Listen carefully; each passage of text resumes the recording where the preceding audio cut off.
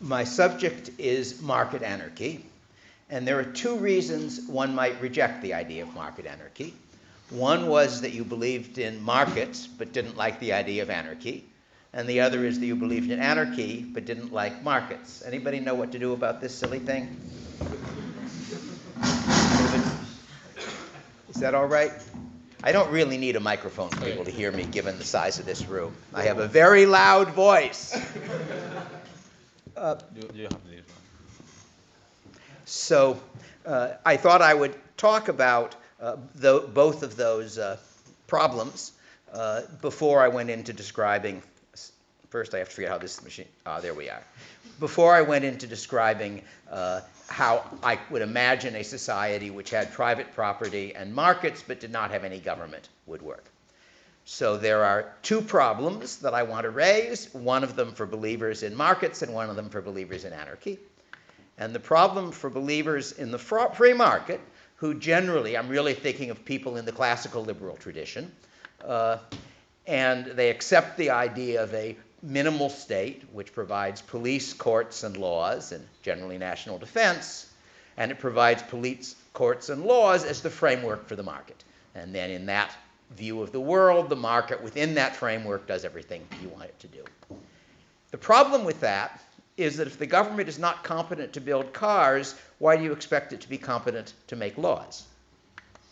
For the anarchists who don't believe in capitalism, how do they solve the coordination problem? In order for any complicated society to work, you have to have some way of coordinating very large numbers of people so that if I want to make a pencil, somebody is cutting the wood, and if he wants to cut wood, somebody is making the chainsaws, and if he wants to make the chainsaws, somebody is producing steel and copper and gasoline and all sorts of other things, and somehow all of those people, and if you trace the chain all the way back, you can see it's generally millions of people, have to coordinate their activities. There has to be some way in which enough iron ore is dug and enough coal is dug to make enough iron, to make enough steel, to make enough chainsaws, to cut enough trees, to make enough pencils, plus all of the other things those resources are being used to do.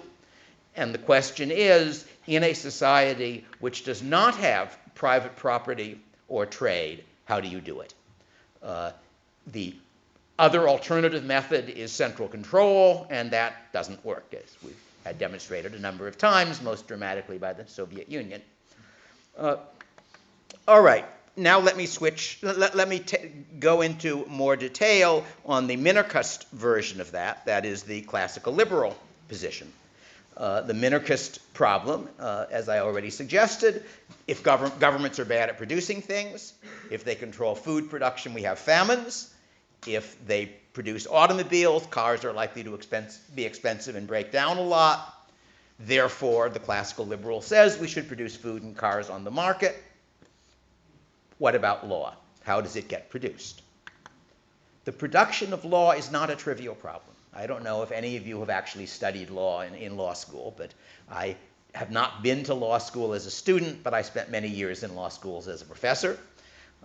Teaching economic analysis of law and a variety of other things. And it turns out that law is actually quite a hard problem. That there are a lot of things which, if you look at them as an economist, seem obvious. And then you look at them as a law professor and say, wait a minute, he says he owns this land. What does that mean? Does that mean he can prohibit airplanes from flying over it? Does that mean he can prohibit people from mining underneath it? Does that mean he can prohibit his neighbor from digging a hole on the boundary that his house is going to slide into? There turns out that a legal code is actually quite a complicated produced object. If governments control the production of law, we would expect to get bad law, just as happens when governments produce other things. And my answer is to find a way of producing law on the market the way we produce cars and pencils and food. Right? For the left anarchists, centralized authority may work for a small group, but it doesn't scale, as was demonstrated fairly dramatically, as I said before, by the Soviet Union, but there are lots of other examples. The decentralized solution does work, and the decentralized solution to the coordination problem consists of breaking the problem down into tiny pieces giving each person control over one piece, and then somehow setting it up so that each person has about the right incentives to make the decisions for his piece that solve the problem for all of us. And the way that works in the decentralized system we're familiar with, which is private property and trade, is that prices are the signals. That if there isn't enough wood for things people want to use wood for, the price of wood goes up. That gives people an incentive to cut more trees and to plant more trees. If there isn't enough of something else, if there's too much of something, price goes down. You generally spend a semester or two of a price theory course understanding the details of how that works. But the general sketch, I think, is fairly clear. And that solution works, and it works. It not only scales up, as centralized authority doesn't, it scales up all the way to a global scale, because that happens to be the world we're living in. There is no central planner at the UN telling countries what to produce. Nonetheless, I can get Spanish wine and sausage in a US market. So somehow this decentralized system with nobody in charge manages to coordinate very large numbers of people. And the problem for the left anarchists is, how do you do the equivalent without property and trade? I'm not going to be discussing that more, because this talk is more nearly directed at people who share my general preference for the market, but some of whom are not taking it quite as far as they should. But I wanted to raise that point, especially because I'm in Spain, which has, in fact, a real tradition in its history of left anarchy. So how would market anarchy work? We start out with private firms which sell the service of protecting their customers' rights and settling their disputes. Each individual is the customer of such a firm, just as individual drivers at present are customers of insurance companies. And then the obvious problem, the reason that everybody from Ayn Rand on says this can't possibly work, is how do we handle conflict between customers of two different firms? So I believe that this nice gentleman stole my television set. He denies it. He has a nice television set, but a friend of his gave it to him, and none of my business who the friend is.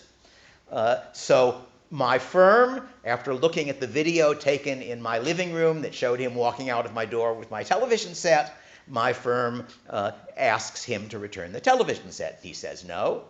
And my firm says, well, in that case, 3 big, strong men are going to show up at your front door tomorrow morning to retrieve the television set. And he says, well, that's very nice, but I, too, have a rights enforcement agency. And I will call them, and if 3 big muggers, if 3 big bullies come to my front door to take my television set, they will send 4 defenders of my rights to protect me. So that's the obvious problem, and the question is, how do we deal with it? It sounds like the result is set up for violent conflict between the 2 agencies. And the reason it doesn't happen is that violence is bad business. That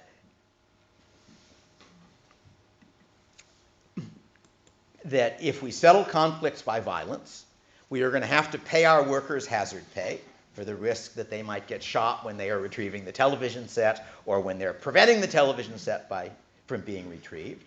Furthermore, our customers are going to have to worry about having their front yard turned into a free fire zone while their agency fights my agency. And furthermore, we will be in a world where you cannot predict what things are or are not yours, or what will happen. And it's very hard to live in a world where property rights are very insecure. So that would not be a very good way of providing our customers with the product they want. It's cheaper for both firms to agree in advanced arbitration, to agree on a private court, and both firms agree that it will accept its judgment about who the television set belongs to. That when the television set, when the court correctly reports that this gentleman has my television set, he will let me take it back and will pay a little bit of damages for the time and trouble we had. But if the court made a mistake and reported that it was really his television set, I would pay him some damages for having bothered him. All right? And then the obvious question that you ought to be asking is, well, this is an agreement between the 2 firms, but what enforces it? Because after all, this is a world with no government. So the fact that the 2 firms have signed a contract agreeing to arbitration doesn't mean that they can force each other to obey the contract. And the answer is that what enforces that contract is what's sometimes referred to as the discipline of constant dealing. It's the fact that they are repeat players. If my firm doesn't accept the verdict when your firm wins the case, then yours won't accept it when I win, at which point we are now back to fighting each other, and our customers will switch to firms that have a more sensible policy for dealing with conflict. So the basic argument is that it is in the interest of the rights enforcement agencies to agree in advance on private arbitration instead of violence. All right. Then the next question that ought to occur to you is, who makes the law that these disputes are being settled under? Who decides what kind of evidence it takes to prove that he stole a television set, what damages he owes, and so forth? And the answer is that the law is being produced on the market, because the legal rules the arbitration agency follows are part of the package that it's selling its customers. Its customers are the rights enforcement agencies. What do the rights enforcement agencies want? They want rules that will make people want to buy their services. So the arbitration agency is trying to figure out what law code it can best sell, and the rights enforcement agencies are trying to figure out what law code they want to buy because they want to buy the law code that their customers will want so that they will have customers to pay their bills. Start out with the easy case. Suppose there is some change in the legal rules which benefits customers of both firms, benefits ex ante, in advance. Obviously, once a dispute is happening, this gentleman may actually want very high standards of proof for treating television sets, but in advance, all of us are potential infringers and potential victims. So if there's a change, say, in the rules of evidence or in the procedures or anything else that benefits customers of both firms, that's easy. The arbitration agency will realize that by making that change, it can make rights enforcement agencies more willing to buy its products. Slightly harder case is a change that one firm wants and the other firm doesn't want. So I've usually imagined this as considering that the issue is the death penalty, that customers of one firm want to make sure that if anybody kills them, he will hang. They either feel that that will satisfy themselves in the afterlife, or they feel that under that rule they won't get killed because nobody wants to hang. On the other hand, the customers of the other firm don't agree. They feel that they don't want to be responsible for hanging somebody even if he's killed them. Besides, courts might make mistakes and might hang an innocent man. And besides, what if they get angry and kill somebody? They don't want to hang either. So you can imagine a case where, on average, the customers of one agency are for the death penalty and the other agency against. And then the way I would imagine it happening is that the pro-death penalty agency does some market research, and they estimate as best they can how much more they could charge their customers if they could guarantee that there would be a death penalty in any conflict with customers of the other firm. The other firm makes a similar calculation, similar market research, to find out how much more they could charge their customers if they could guarantee that there wasn't a death penalty as between customers of these two firms.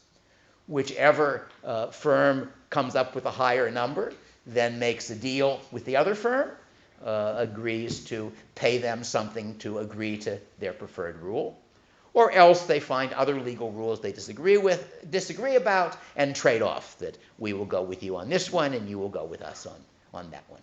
So the result is that you have a market procedure which is going to tend to maximize the total benefit to the people the rules apply to. That is to say, if the value of having a particular rule to the people who want it is larger than the cost to the people who don't want it, you get the rule, otherwise not. And for any econ students in the audience, this gives us what economists would refer to as efficient law, economically efficient law. Economic efficiency is a rather imperfect measure of how well off people are. It consists of saying, if everybody affected by some change honestly said how much it was worth to him either to get it or to stop it, and we add up the people who want it as pluses and the people who want to stop it as minuses, if the sum is positive, we'll do it. So it's a way of saying we are maximizing total benefit summed over people as defined by what people would be willing to pay to get or prevent something. That's a very short statement of a very complicated subject. It is not a perfect measure of how good something is, but it may be the best measure available for economists to use, because what people value things at is observed in their actual behavior and what prices they're willing to pay or not willing to pay, whereas how happy people something makes people happens inside their heads, and it's hard to construct institutions that will measure it and respond to it. But in any case, the implication of this, now I should say, if there are any good economic students here, you will see that my statement that this gives you economically efficient law is a little bit too simple for reasons I'm not going to go into, but it's at least the right first approximation. One of the reasons I'll go into later. All right, let's compare this way of getting good law to democracy, which is the currently fashionable way. Voters have no incentive to be well informed. A rational voter realizes that his vote has, well, I'm in California. My vote has no chance at all of determining who is president, because any presidential election where there's any significant chance the Republican will carry California, he doesn't need it. But some people are in swing states, so there are probably people in the US who have as much as one chance in 100,000 of affecting the outcome of a presidential election. And I don't know the details of Spanish politics, but I would be surprised if any of you had as much as, say, one chance in 10,000 of influencing some really important outcome in your political system. And we are not willing to bear very large costs for one chance in 10,000 or one chance in 100,000 of getting a result. Consequently, rational voters are ignorant. Rationally ignorant is the term in public choice theory. Now, some people are not ignorant because they think it's fun to look at politics, or because they like to argue with other people and to show off how well informed they are. But nobody has a rational incentive to be well informed in order to get the right guy elected. Furthermore, even if you did want to do that, it is very hard to get the relevant information. Now, it is true that in any election, about half the people know for sure that one candidate will be better for the country, and about half of them know for sure the other candidate will be better for the country. But in fact, none of them really know it for sure, any more than they know for sure many of the other things people are divided on. And they can't observe it. There's no way that I can compare the job Obama did being president from 2012 to 2016 with the job that McCain, who ran against him, would have done, because we only get one. And that's true quite generally. You can say, well, I don't like how things worked out under Obama, or I do like how things worked out under Obama. But you don't have the other side to compare it to. You don't have a way of knowing whether it would have been better or worse with the other candidate. Compare that to your situation on the market. On the market, I can compare one car to another. If I really care a lot, I can even rent one of the cars I'm thinking of buying for a little while and then rent the other one, or I can talk to my friends and see what their reports are. In the US, we have Consumer Reports, which measures stuff like this.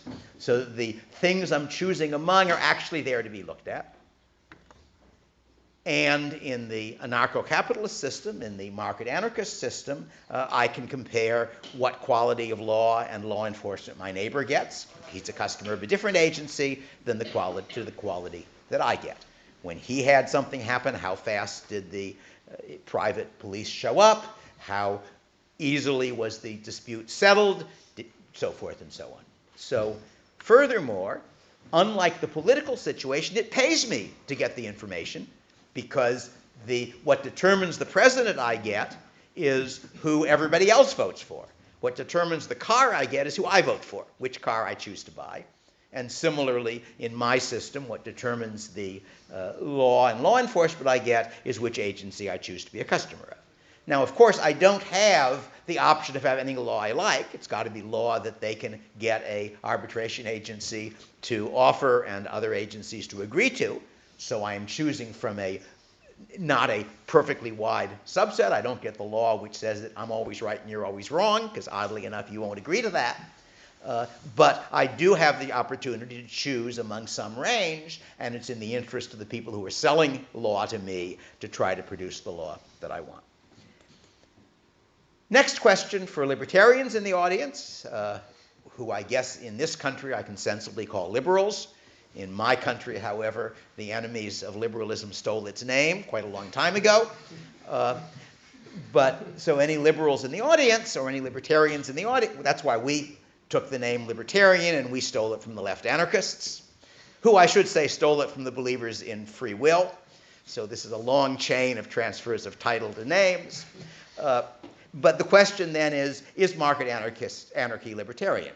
Does it result in a set of laws of the sort that libertarians want?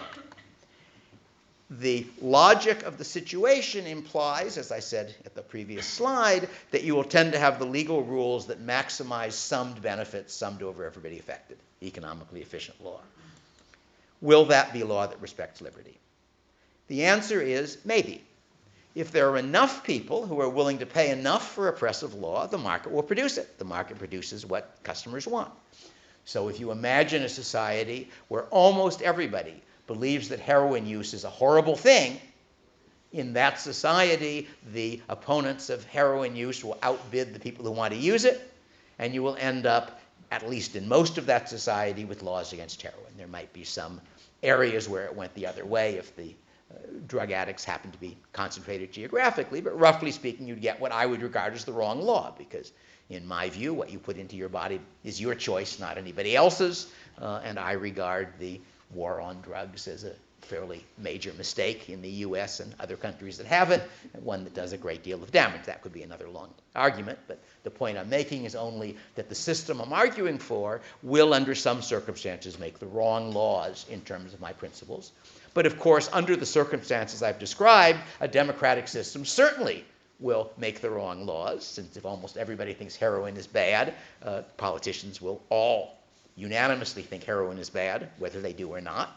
Even if they're using heroin, they'll think heroin is bad when they're giving speeches.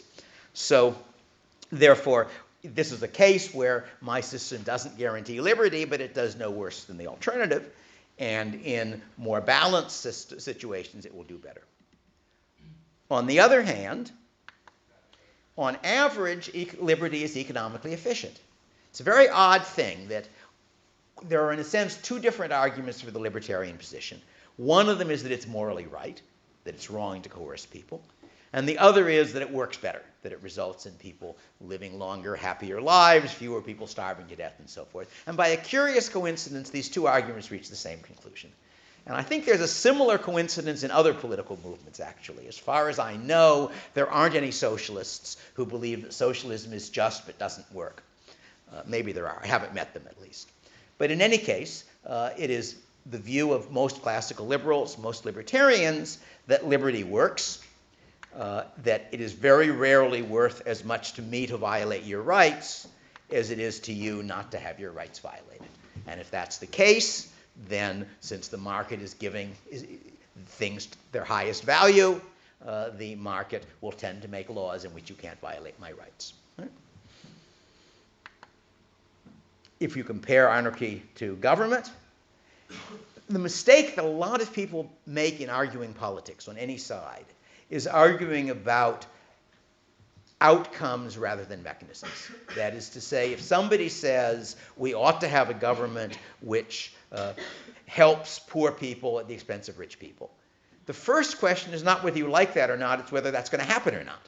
Given a particular set of political institutions, what results will you get? And that's true for both sides, so that rather than assuming an outcome, what you want to do is ask what outcome will occur from the institutions you're arguing for, and then whether you like that. There's a whole body of economics called public choice theory, which tries to figure out what the implications of political institutions are, which tries to treat the political system the same way we treat the economic system. To say in each case, you've got a whole lot of individuals. Each individual has his own objectives. Individuals make the choices as a rule that achieve their objectives. Apply that to politics, and you say, well, voters will not choose to spend lots of resources studying the issue. Apply that to other parts of politics, and you say concentrated interest groups will be more able to raise money to bribe politicians than dispersed interest groups, so you will tend to have legal decisions, political decisions, which transfer money from dispersed interest groups to concentrated, well-organized interest groups, and you can make a variety of other predictions. Again, for the economists in the room, the economics of foreign trade were worked out just about 200 years ago by David Ricardo. From that day to this, almost every country in the world has acted in a way that makes its inhabitants worse off. That is, put up trade barriers. And the reason for that is that a trade barrier transfers from a dispersed interest group, namely the consumers who have to pay higher prices and the export industries that export less when we import less, and transfers it to the protected industry, and that therefore is politically profitable, although economically unprofitable. That's a very brief summary of another talk, which I'm not giving at the moment. But ask what laws you can expect to get from government, and we have some evidence from that by looking at what laws we do get from government, and we also have a reasonable theoretical structure in public choice theory. And the same thing is true of anarchy, that it would be cheating for me to say, I define my anarchy as a libertarian anarchy in which the laws are always libertarian laws, because that makes no sense unless I can prove that's what will actually happen. So I'm defining my anarchy as a particular set of institutions, and it's then up to me to show that they will produce libertarian results, that the claim that anarcho-capitalism is libertarian is a theorem to be proved, not a definition. All right. And I've really given the argument already, but I'll give it. Good argument can always be worth giving again, that the people who produce law have an incentive to produce good law. The people who enforce law have an incentive to do it well. Under government, neither is true. Just like the comparison between the market and government in producing cars and food. That I'm arguing that for essentially the same reasons, the market will do a better job of producing law. Now, there are problems with the system I've described. I've spent quite a long time thinking about the problems, and to give you sort of advance notice, I am not claiming that my system would work under all imaginable circumstances. I am only claiming that it is a system which would work under some fairly plausible circumstances, and that if it did work, the results would be attractive. So let me list what I see as three problems. The first one is the problem of defending against foreign nations, something we normally have governments to do. The second is the risk of cartelization of the rights enforcement industry, the risk that the rights enforcement agencies might decide that reinventing government would make them richer. And the third is what I refer to as market failure on the market for law. And I will go into all three of those in a little more detail. Let me start with national defense, which I regard as perhaps the hardest problem. Again, for the economists in the audience, a public good does not mean a good produced by government. A public good is a good such that the producer can't control who gets it. So that the public good problem is that the normal way of getting goods produced is that the producer sells them to the people who want them. If you have a good, or if you produce it, other people will get it whether you like it or not. You don't have the option of charging them for it. And then the public good problem is, how do you get such goods produced? And there are a variety of solutions. It might occur to you that a radio broadcast is a public good, and yet oddly enough, radio broadcasts are privately produced. And the way that particular public good is produced is that some unknown genius thought up the idea of producing not one public good, but two. One public good with a positive cost of production and a positive value to the customers, and one public good with a negative cost of production and a negative value to the customers. The two public goods, of course, are the broadcast and the advertisement. An advertisement has a negative cost of production because somebody will pay the radio station or television station to put it on. So you produce both goods, you tie them tightly together, and you give away the bundle. And that was one solution, one real-world solution to a particular public good problem. There are a variety of other solutions to other public good problems. I don't know the customs in Spain, but in the US, it is customary when you take a cab to give the cab driver about another 10% or so beyond what you owe him. And there's a similar custom with regard to waiters in restaurants and some other contexts. You are very unlikely to take the same cab again, so it looks as though there's no reason to tip him. You might go to the same restaurant again, in which case you figure that if you tip him, he'll treat you better next time. But if you're traveling, you don't. Nonetheless, people do, in fact, tip. And the total amount of money given for tips, I calculated it a long time ago. I don't remember the number, but it's surely in the billions of dollars a year. And that's a case where you've got certain social pressures, sort of norms of how decent people behave, which result in people being willing to bear modest costs accordingly. Charity is another obvious way in which we produce public goods. And another way is tie-ins, indirect benefits. So for example, my web page contains the full text of several of my books, the full text of most of my journal articles, good deal of other stuff. I'm giving it away for free, but then I get invited to come places like Santiago de Compostela, where I get to meet interesting people, see a nice cathedral, somewhat under construction just at the moment, and in general spend a couple of weeks traveling around Europe, largely at other people's expense. So I have a side benefit there, and that side benefit gives me an incentive to produce the public good of making my information freely available. I should say that one of the more interesting cases of this is how political action gets produced. That if you think of a Students for Liberty, or whatever their opposite numbers are on the left, well, producing liberty has really faced a very large public good problem, because if these nice people succeed in making Spain free, they're going to make it free not just for them, but for everybody in Spain. So why would anybody ever do that sort of thing? Or, of course, if people, socialists who want to make it socialist, the same argument applies. And the answer is that there is a tie-in benefit associated with political activity, and that is you're doing that activity along with other people who share your values and who will like and admire you for your contribution to the joint project.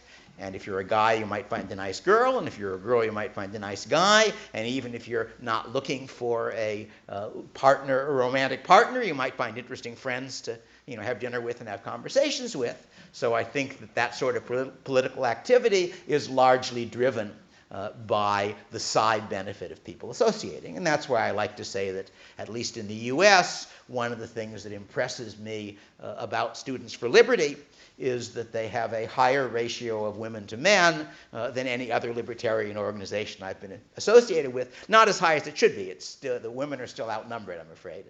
From their standpoint, it's a target-rich environment.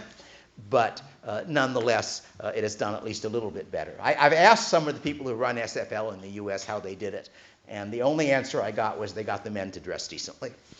I don't know if it's true, but that is really the answer I got. Anyway, so for a discussion of how national defense might be produced, my first book, I had a chapter called The Hard Problem, and the third edition of that book the second edition you can read for free on my webpage.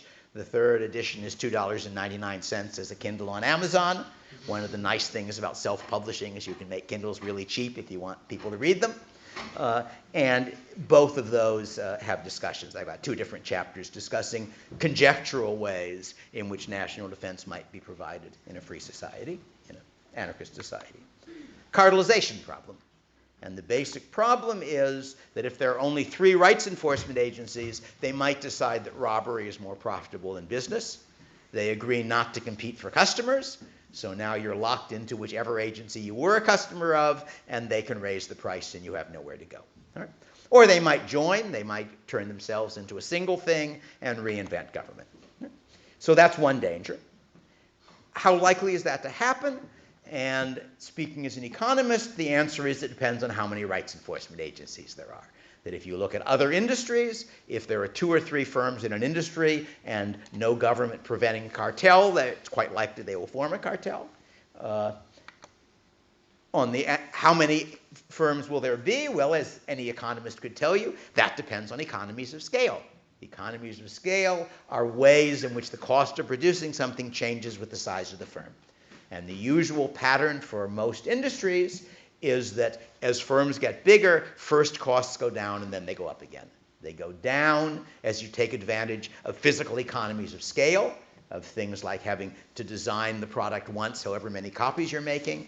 And then they go up again as you run into organizational diseconomies, because as the firm gets bigger, there are more and more layers between the president and the factory floor, and that makes it harder and harder for the president to make sure that the people on the factory floor are doing what he wants instead of what they want. That's a very short description, but I think it roughly describes why the usual situation is that costs first fall and then rise. where that happens depends on the size of the market and on the nature of the firm. So in some cases, I wander around the old city of Santiago, and I observe a very large number of restaurants. So it's pretty clear that a restaurant serving 1,000 people at a time would do a less good job at a higher price, would in some ways be inferior to the very nice restaurant that I had dinner at last night, which had a much smaller number of people. Well, I showed up just after 8 o'clock, so of course it was practically empty since this is Spain. But in any case, on the other hand, there may be other industries where you end up, Google, for example, seems to be pretty nearly a natural monopoly. You can use DuckDuckGo if you want, and I'm sure there are some other search engines, but it seems to have real advantages in scale. So if it turns out that the optimal size of the firm is 100th of the number of the size of the market, then we end up with a nice competitive market. If it turns out it's 1/3, then we're in trouble. All right? Market failure on the market for law. Let me start by telling you what I think market failure is.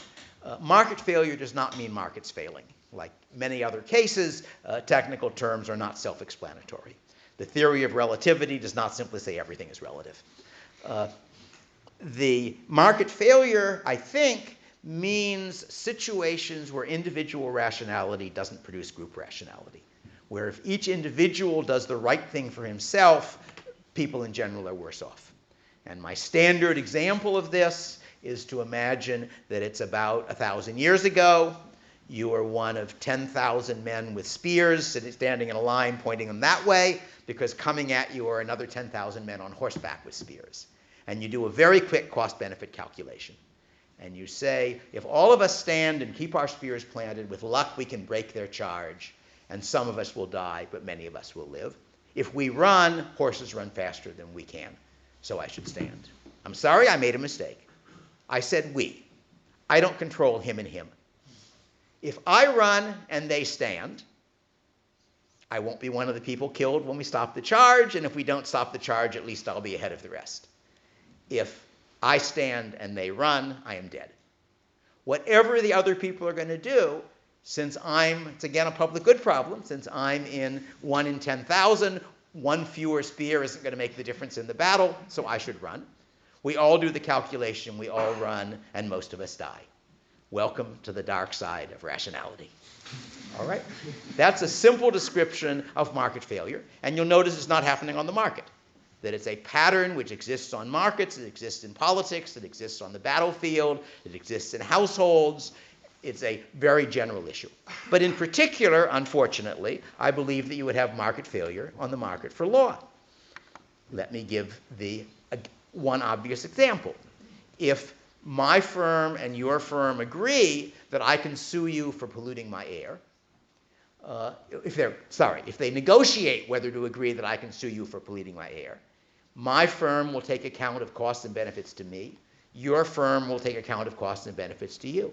But if I can sue you for polluting my air, you'll do less of it, and that will benefit people downwind who are customers of yet another firm. Their benefit is going to be left out of the calculation. So that means that my firm and your firm might agree that I can't sue you for pollution, that the costs to us of organizing that particular kind of lawsuit are higher than the benefits of less pollution, even if the net effect is positive if we allow for the people who are customers of other firms. So that's a general problem. And the general problem is if the legal rule between A and B produces substantial costs or benefits for C, then the market may fail to produce economically efficient law. That's one of the exceptions to the theorem I was sketching out before about why it did produce efficient law. That's the same problem on the market for law that economists refer to as externalities, which lead to inefficient outcomes in ordinary private markets.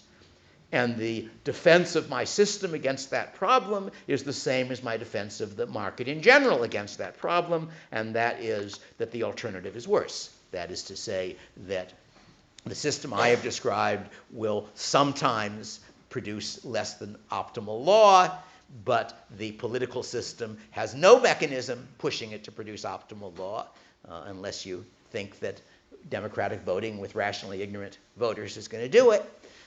and therefore the problem that is the special case in the market situation is the rule, the normal case in the political situation. And I would say that is true also for things other than law. That is to say that it is true that if farming is private, a farmer will sometimes take an action. He's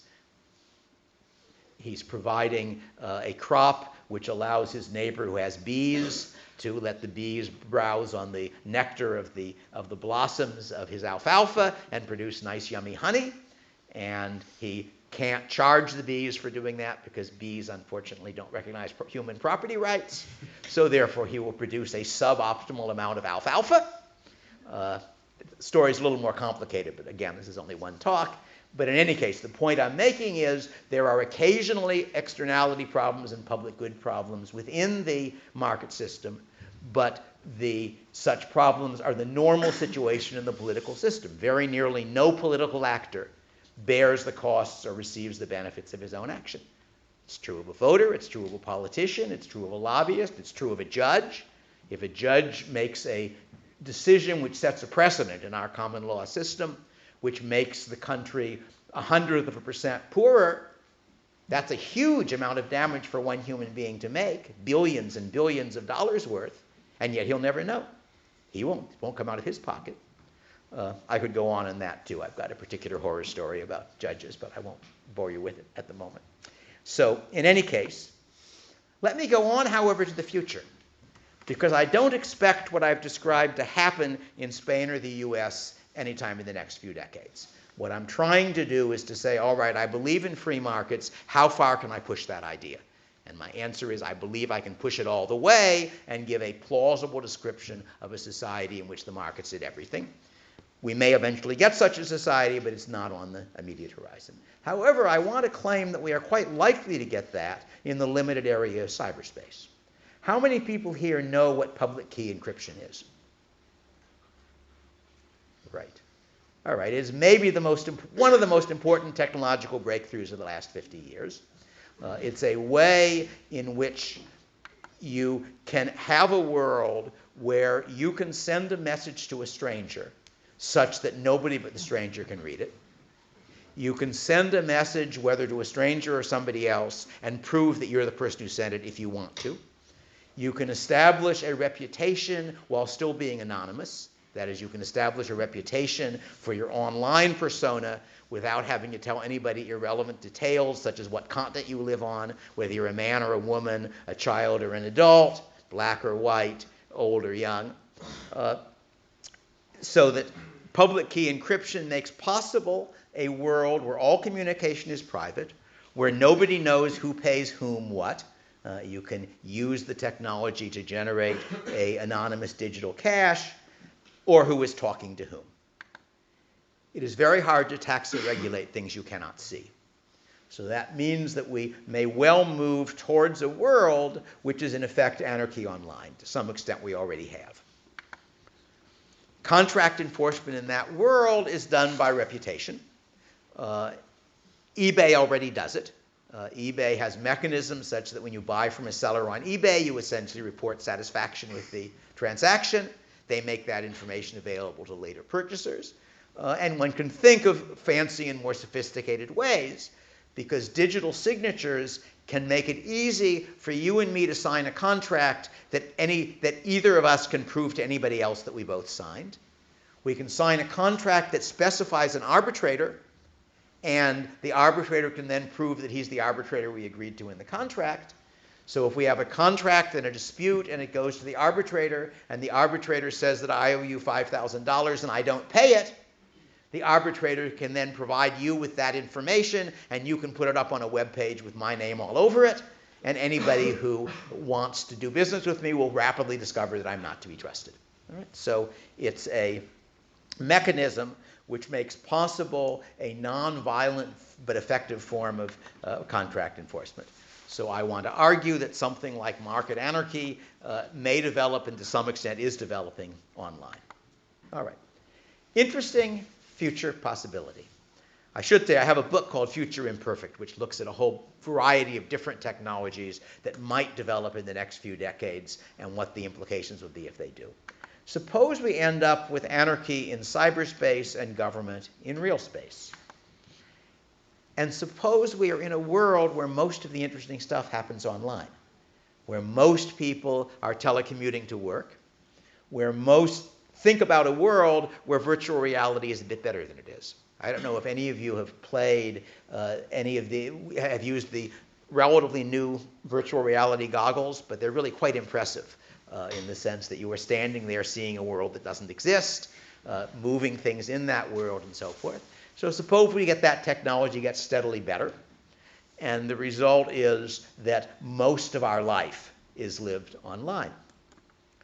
It is now very easy to move. That is to say, when you move from one country to another, you take your email address and your URL with you.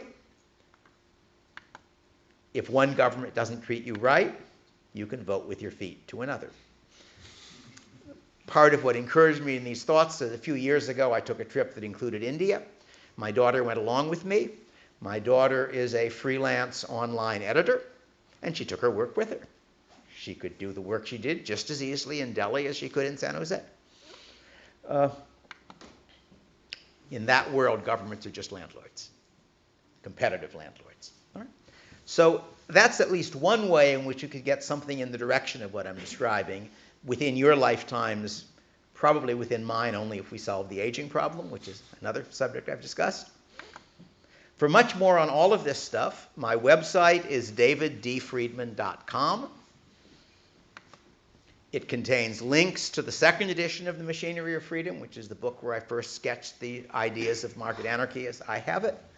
The second edition is a free PDF. The third edition, as I mentioned, is the $2.99 Kindle on Amazon. There's also an audiobook of it for people who commute somewhere or other and like to listen to things while they're driving or other places where they like audiobooks. I've been making my books into audiobooks because making a book into an audiobook is a whole lot less work than writing another book. My latest nonfiction book is called Legal Systems Very Different from Ours. I don't have an audiobook of it, but somebody else has been reading chapters and recording them and putting them up as podcasts, and if you look, you can find those.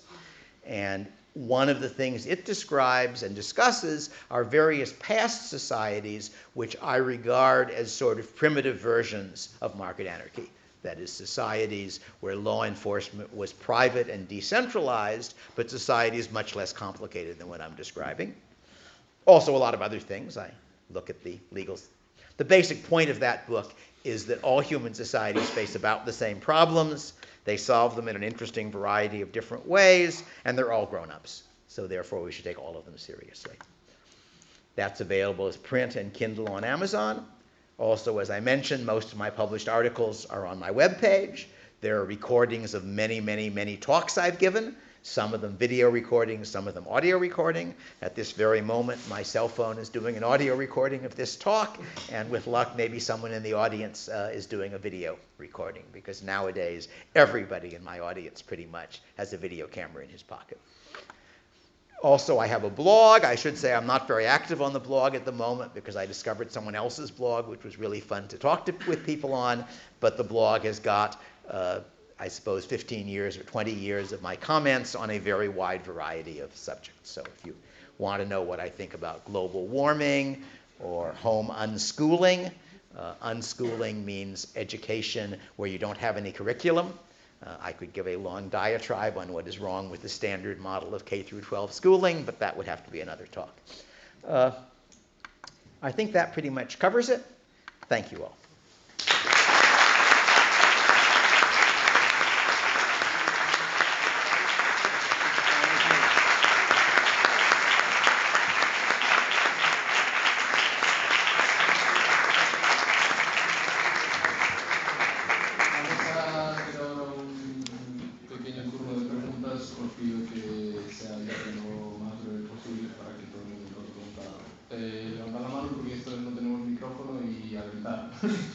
Que alguien quiera hacer la primera pregunta o nadie quiere hacer una pregunta.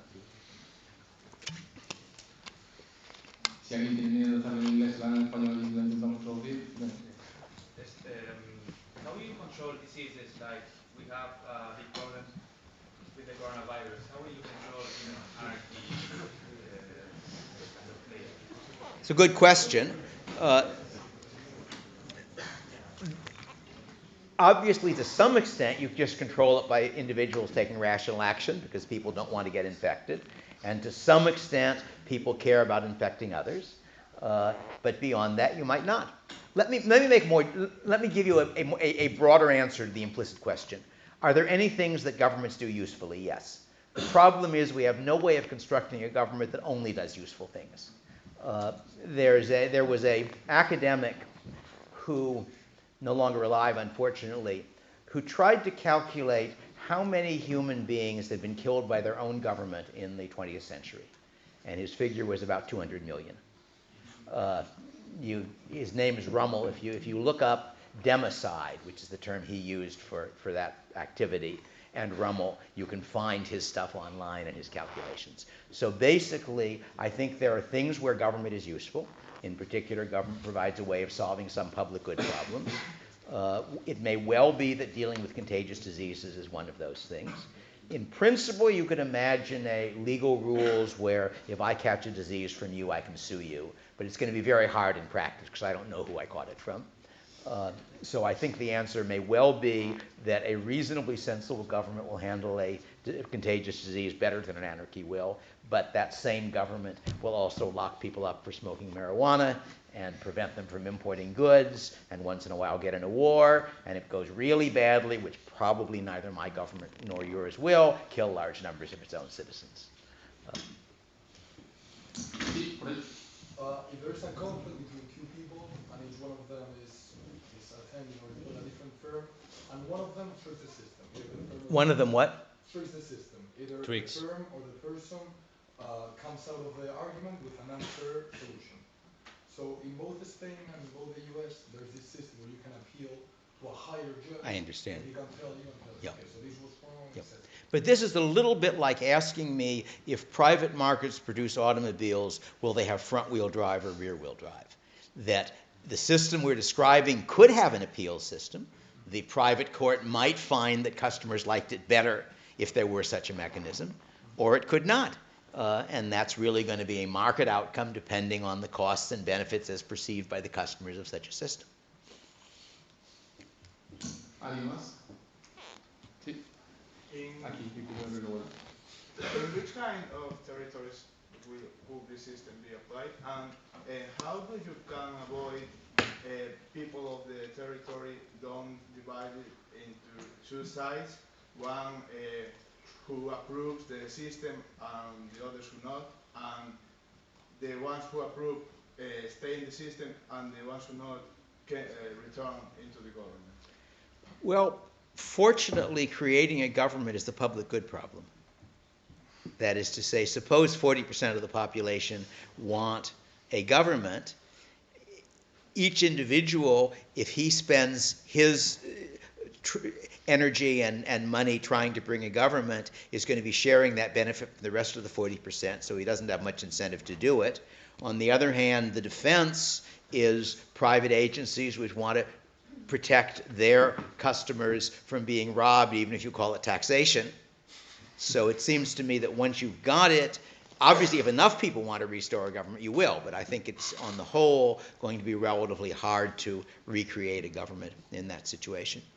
Incidentally, let me mention, just for your own interest, I don't know how many of you read science fiction, but Werner Vinge, who is a fairly interesting science fiction writer, also a computer science professor, wrote a short story called The Ungoverned, which is about the invasion of an anarcho-capitalist society by an adjacent state. And it's a fairly interesting and I think entertaining but also interesting story. And at the end of it, he credits my book Machinery of Freedom for where he got the idea for the society that was being invaded. Someone else? What's your opinion on Bitcoin? Bitcoin, it is a brilliant idea. When I started writing about digital currency, I had no idea that Bitcoin would happen, that the anonymous digital coin that I and some other people were talking about at the time was Chaumian digital currency, which requires a bank that's issuing it, like other forms of currency, and which, however, is fully anonymous. And Bitcoin, of course, is not anonymous. Bitcoin is in some sense the least anonymous money that has ever existed, since every transaction is public information for every user of Bitcoin. Now, that makes it sound worse than it is, because what's public information is what account the money went to or from, not what person. But I believe it is the case that a bad guy who is watching you carefully for long enough is going to be able to figure out what account matches what person, and therefore it does give you the virtue of a digital currency, but not of an anonymous digital currency, which is what many of us would really like. And the trouble with the Chaumian solution, which is quite a different approach to it, is that in order to do that, you need a bank you trust. Banks you trust are probably going to be in developed countries.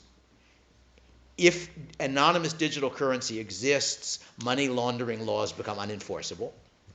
Consequently, almost all developed countries are against having banks that issue anonymous digital currency, and the ones that aren't can be undoubtedly pressured by the ones that are against it into not doing it. And the beauty of Bitcoin is there's no issuer, and therefore with Bitcoin you don't have to have a bank. So in that sense, it was a very clever idea. Now, as cryptocurrencies go, Bitcoin's pretty obvious disadvantage is that its value is quite unstable. And therefore, although it makes sense for sort of day-to-day transactions, you don't want to hold it for very long unless you want to gamble, which is, it's all right if you want to gamble.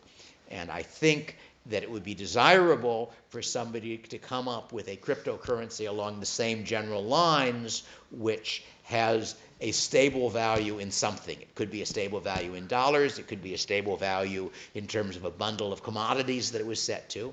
And I think I can describe at least one way one could, there are projects along those lines, but I don't follow them very carefully, but I can describe at least one mechanism by which you could have a set of players, as it were, in each of whose private interest it was to behave in a way that held the value of the cryptocurrency constant. Now, I don't know how much you know about cryptocurrencies, because there are a bunch of different projects. Bitcoin was the first one, and is probably still the biggest one. But there are a number of projects which are attempting to make them more anonymous. And I was at a conference a year or two ago where I organized a session on anonymous digital currencies. And there were people in that session from both of the projects to create an anonymous digital currency, and they both agreed that it couldn't be done. That you could have they could have a digital currency where it was hard to know who was spending what to whom, but that a sufficiently persistent opponent with enough resources could eventually crack it. And that was their opinion then, but I'm certainly not an expert on that. But ideally, what I would like to see is a fully anonymous digital currency, cryptocurrency, which has reasonably predictable value in the future. What would happen if a rich man wants to buy a convict as a slave? Wants to buy? A convict, like someone as a slave. Well, again, that depends what the legal rules are produced by that system. I don't know, does Spain still have the draft? Are you all potential slaves? No. Well, good. But I think the answer is that you could certainly imagine a legal system where if the court says you did something wrong for which you owe $100,000 damages, and you can't pay $100,000, so you're going to have to be an indentured servant for 10 years. That's a real-world set of institutions. That is, as you may know, in British law in the 18th century, if you were convicted of a so-called non-clergyable felony, which on paper was a capital offense, what was actually quite likely to happen was that the judge would say, I will pardon you if you agree to transportation. And what did transportation mean? It meant that you would be transported to the New World and would be sold as an indentured servant for 14 years. So that was a real-world legal system which did that. It's not clear if it was a good or bad thing, given the alternatives. A different case, which was entirely voluntary, is that in the 18th century, one way in which a substantial number of people migrated to the U.S. was by selling themselves. That essentially you had people who wanted to come to the U.S. and didn't have enough money to pay for what was then quite an expensive trip. So they would make a deal with a ship captain. And the deal was that the ship captain would transport them for $100 or whatever the cost was. When they arrived, he would auction their services off, and it was a reverse auction, that the person who won the auction was the person who was willing to pay the $100 in exchange for the shortest period of service. And they would then be indentured servants, essentially temporary slaves for that length of time. And for that matter, in Saga period Iceland 1,000 years ago, which is a legal system that I long ago came across and found very interesting, one possible result of a court concluding that you say you had killed somebody and you owed 200 ounces of silver as weregeld for it, as the money owed to his surviving kin, you couldn't pay it, and one option was to become a debt thrall, to become a temporary slave while you worked it off. So I can't say that wouldn't happen in this system. Now, in a relatively wealthy society like ours, I don't think it's very likely. But if you imagine a society where people cared a lot about preventing crime, and a lot of the criminals, well, you could execute them, but better to be a slave than be killed, you could end up with that situation. Última, alguien o nadie. Venga.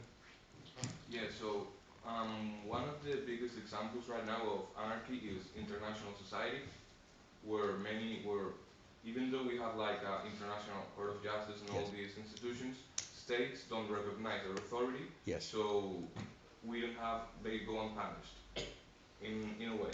So could that happen in an anarcho-capitalism? Like, how could I demand something from someone who has injured my right if he doesn't recognize the authority of the people who will punish him? Like, could it happen that crimes go unpunished in this It kind certainly of system? can happen. It does now. You don't always catch the criminal.